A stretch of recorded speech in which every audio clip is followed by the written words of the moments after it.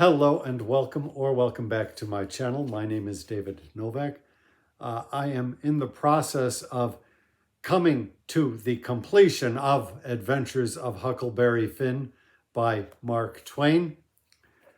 I am within 20 pages of being done, but I will put it off another day because I can only take a little bit at a time. I really, at the start, did not like some of the characterization of Jim, and I've made a couple of videos proclaiming that. And I note that it is a common theme among people's reactions to the book, at least recent reactions. And I must say thank you, Percival Everett, for causing a resurgence of interest in the book, Adventures of Huckleberry Finn. It's giving a lot of us the opportunity to see firsthand what many of our forebears and elders have been proclaiming as a great American classic. Needless to say, I have not been finding it classic worthy, although Penguin certainly does. And at first, because of the characterization of Jim, but it's gotten to the point where even in scenes where Jim is not present, chapter 35, while he has been captured, Tom and Huck are planning his escape. All of the dialogue between Tom and Huck is just so absurd. I realize, or I thought I realized, that it is a children's book, but children are smarter nowadays. Well, a Facebook friend corrected me and said, no, it is not a children's book. It is for adults. Tom Sawyer is the children's book. Now, I don't see a disconnect from one book to the other. They are both written at about the same level. The only thing in Huck Finn that would give it something of an adult-toned theme is its prolific use of the N-word. But I wonder if Twain declared that it was an adult book, whereas Tom was a children's book. That being said, Tom Sawyer is most definitely the superior book of the two, even though it too has its faults. But so in chapter 35, they are discussing the plans to escape Jim, and the dialogue is just beyond stupid. We, of course, see things in a different light than did our elders and our forebears. So I am not trying to claim any special insights here. I think it's humor of a variety, perhaps. I constantly keep comparing it to Abbott and Costello, just the kind of stupid back and forth that they engage in. And I think whilst I loved Abbott and Costello as a boy, I think as an adult, I would find it trying, let me say. I would find it very hard to stomach, very much of it. And then what chapter did I say? 35. 37 is another one.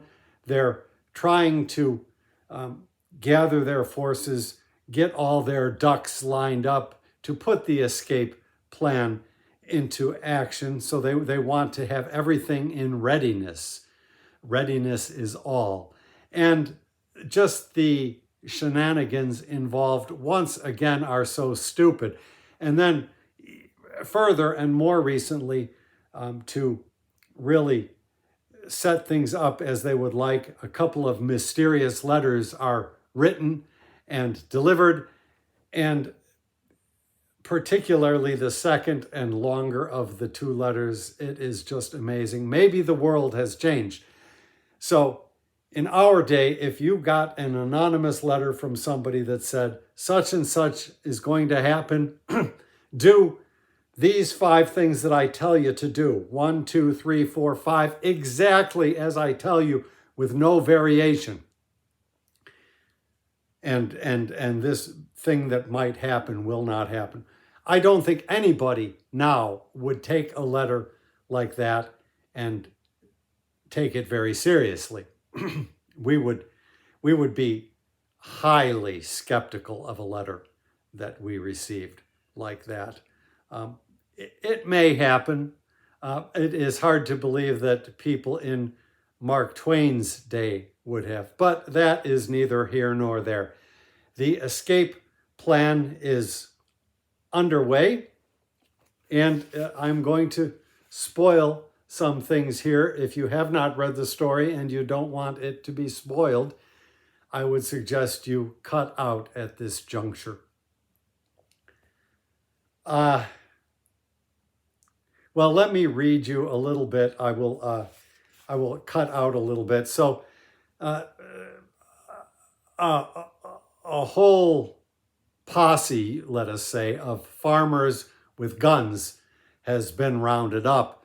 And in the scuffle, Tom Sawyer has taken a bullet to the ankle, I believe. Tom hastens the others. And this, again, is another example, another trope from Hollywood movies that you see all the time. I am finding some of this more Spielbergian than anything. Tom adjures his compatriots or his companions or whatever you call them, his partners in the escape, allowing Jim to have equal partnership here. He's going to try to bandage his ankle. Give me the rags. I can do it myself. Don't stop now. Don't fool around here. And the evasion booming along so handsome. Man the sweeps and set her loose. Boys, we done it elegant. Deed we did. He's talking, I think, about set loose the raft. So now I'll skip a little bit briefly. Man the sweeps. Man the sweeps. But me and Jim was consulting and thinking. And after we'd thought a minute, I says, say it, Jim. So he says, well then, this is the way it looked to me, Huck. If it was him that was being set free and one of the boys was to get shot, would he say, go on and save me, Nemine, about a doctor? For to save this one? Is that like Mars Tom Sawyer? Would he say that? You bet he wouldn't. Well then, is Jim gwine say it? No, sir. I don't budge a step out in this place. Doubt a doctor. Not if it's 40 year. I knowed he was white inside, and I reckoned he'd say what he did say. So it was all right now, and I told Tom I was a-going for a doctor. I had to let out a big guffaw at that point. I said, oh no, you didn't say that. You didn't go there. What? I knowed he was white inside. Oh my God. I mean, you just Google it. It's a famous line to everybody else. I am so glad I never read this in school or knew a thing about it until this current reading. And I'm sorry if I've spoiled it for you, but it is such a familiar trope. Sometimes more or less excusable or justifiable. In the case of Huckleberry Finn, it seems like it just comes out of the blue, but I am sure that Mark Twain was building up to it. So it brought to mind two similar instances, very famous ones. In the case of The Little Black Boy by William Blake, the whiteness inside is merely an aspirational thing. I've always felt a a twinge of embarrassment for this, but I don't think one needs to be embarrassed. This represents a worldview which was thoroughgoing and just very well entrenched. And especially after this, it's like I'm willing to give Blake a little more leeway. So this is his very famous poem, The Little Black Boy. My mother bore me in the southern wild, and I am black, but oh, my soul is white. White as an angel is the English child, but I am black as if bereaved of light. My mother taught me underneath a tree, and sitting down before the heat of day, she took me on her lap and kissed me, and pointing to the east began to say, look on the rising sun, there God does live, and gives his light, and gives his heat away. And flowers, and trees, and beasts, and men receive comfort in morning joy in the noonday. And we are put on earth a little space, that we may learn to bear the beams of love. And these black bodies, and this sunburnt face, is but a cloud, and like a shady grove. For when our souls have learned the heat to bear, the cloud will vanish, we shall hear his voice, saying, come out from the grove, my love and care, and round my golden tent, like lambs rejoice. Thus did my mother say, and kissed me, and thus I say to little English boy, when I from black and he from white cloud free, and round the tent of God like lambs we joy. I'll shade him from the heat till he can bear, to lean in joy upon our Father's knee, and then I'll stand and stroke his silver hair, and be like him, and he will then love me.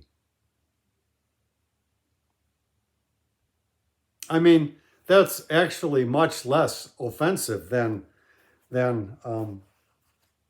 what Twain wrote, really, I would think. I mean, I'm not to say what a person of black skin hue should be offended by or not, but even just to me, but particularly with his use of dialect and whatnot, Twain goes out of his way to portray a Jim that is not white like me. And so then to throw that line in, as I say, out of the blue, it's has a bit of a ridiculous feel to it. And actually that trope is not unique either to whites, now that I think of it, because I know not that long ago I came across that kind of paradigm in something written by a black author, but I have to think about where it was that I saw it. I may not be able to recollect that. Nevertheless, the poem that I thought most of was of another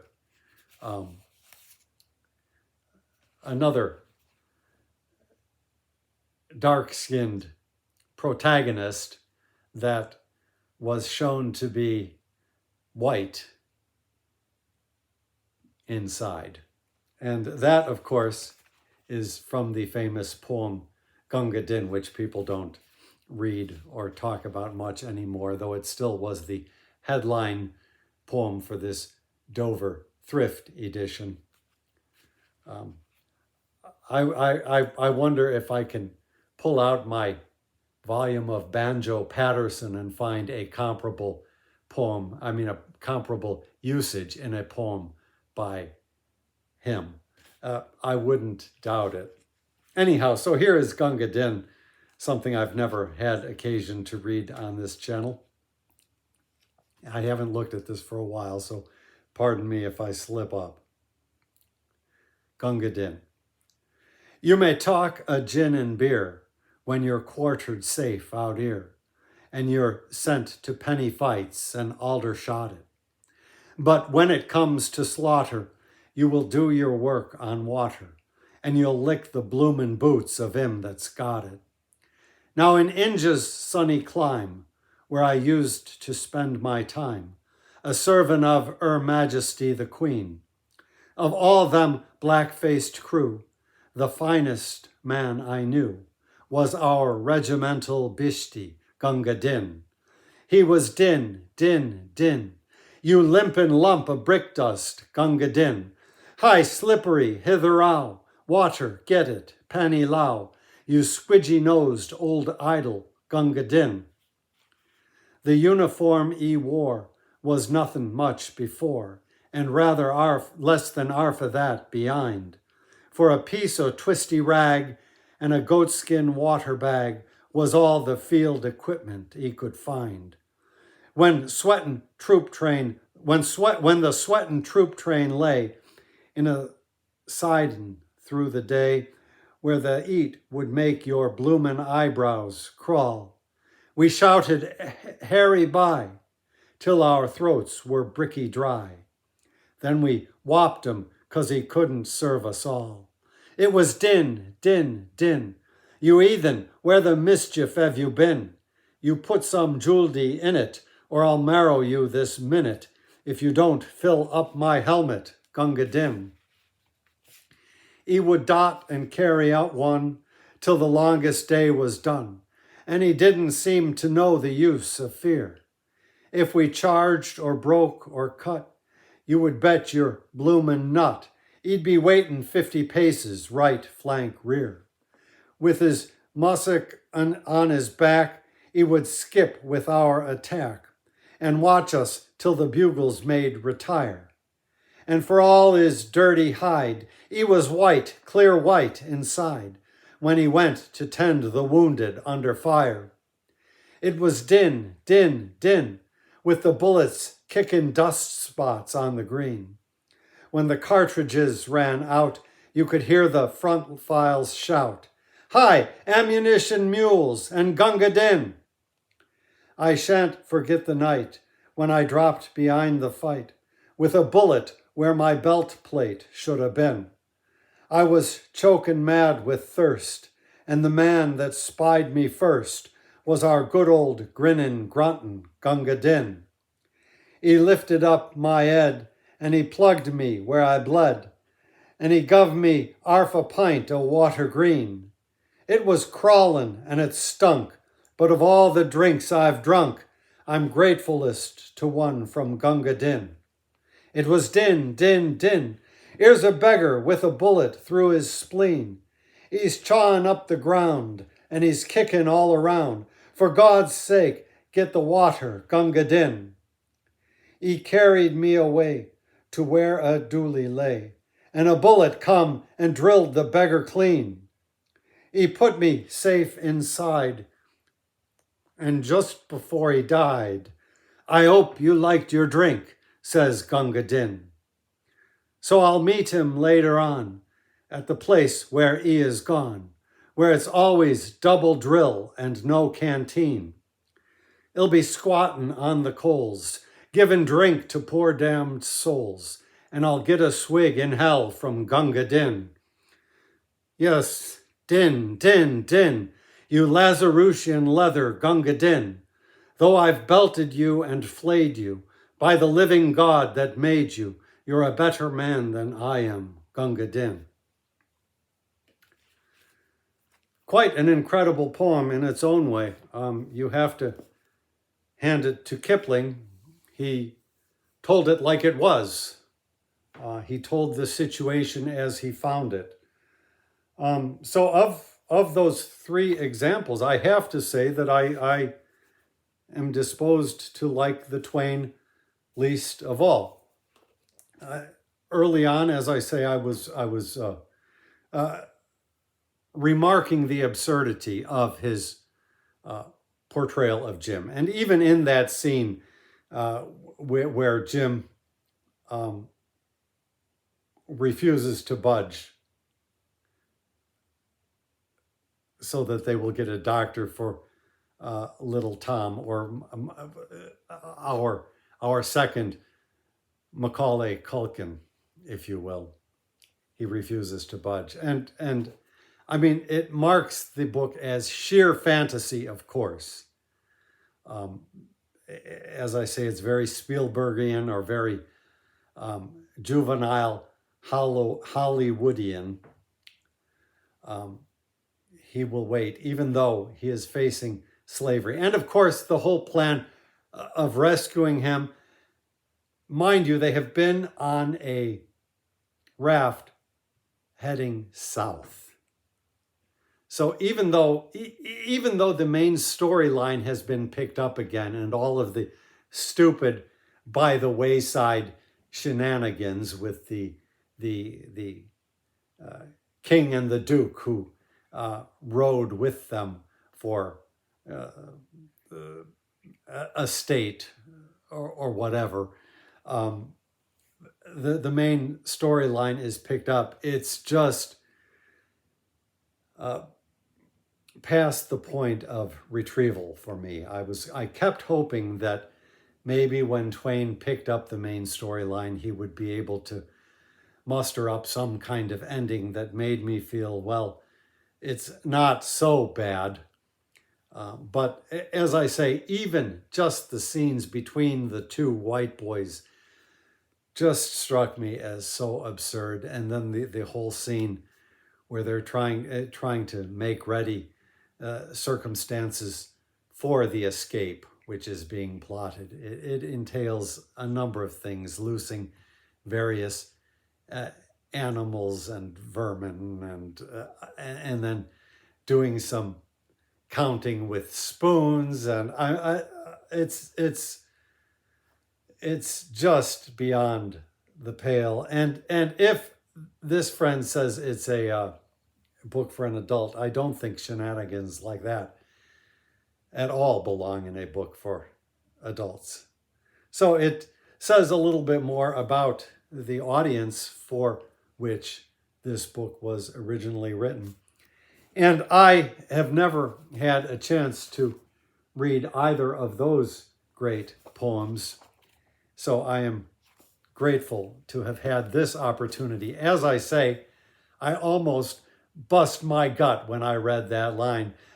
I knowed he was white inside. I mean, we have to, I suppose, give Twain that little bit of leeway as well, because he was a product of his time and writing to people of his time. But even so, it is perfectly reasonable to remark the line, remark the absurdity of the line, and to have a good belly laugh over it if you can. So thank you very much for stopping by my channel.